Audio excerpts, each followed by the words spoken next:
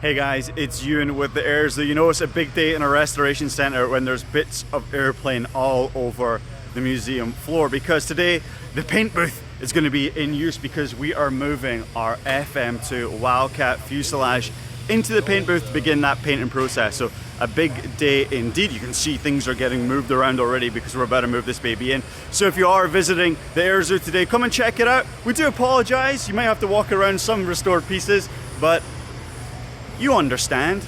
It's part of the restoration process.